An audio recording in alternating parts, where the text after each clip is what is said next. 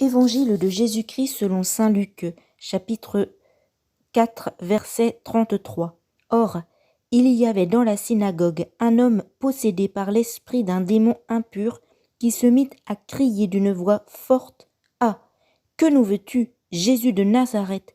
Es-tu venu pour nous perdre? Je sais qui tu es le Saint de Dieu. » Jésus le menaça. « Silence, sors de cet homme. » Alors, le démon projeta l'homme en plein milieu et sortit de lui sans lui faire aucun mal. Tous furent saisis d'effroi et ils se disaient entre eux. « Quelle est cette parole ? Il commande avec autorité et puissance aux esprits impurs et ils sortent. » Et la réputation de Jésus se propageait dans toute la région. Jésus quitta la synagogue et entra dans la maison de Simon. Or, la belle-mère de Simon était oppressée par une forte fièvre, et on demanda à Jésus de faire quelque chose pour elle. Il se pencha sur elle, menaça la fièvre, et la fièvre la quitta. À l'instant même, la femme se leva et elle les servait.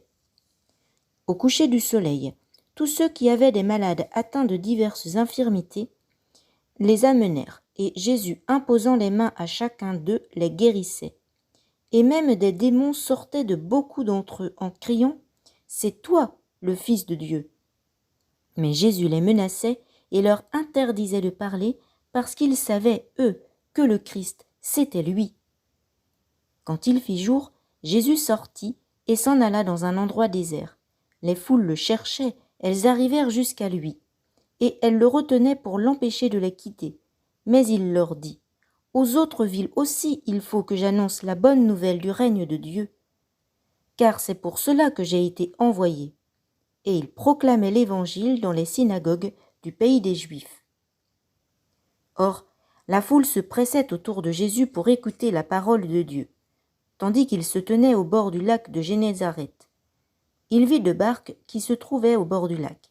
Les pêcheurs en étaient descendus et lavaient leurs filets. Jésus monta dans une des barques qui appartenait à Simon et lui demanda de s'écarter un peu du rivage. Puis il s'assit et, de la barque, il enseignait les foules. Quand il eut fini de parler, il dit à Simon « Avance au large et jetez vos filets pour la pêche. » Simon lui répondit « Maître, nous avons peiné toute la nuit sans rien prendre.